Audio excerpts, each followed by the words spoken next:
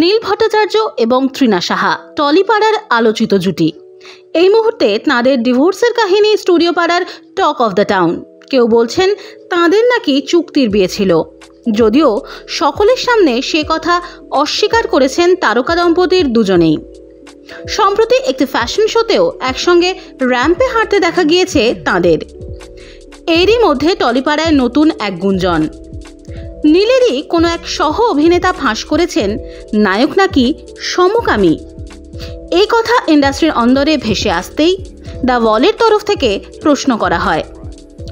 অভিনেতা দ্য ওয়ালকে বলেছেন, যে মজা করে এমন কথা বলেছেন তার নামটাও যেন সামনে আসে।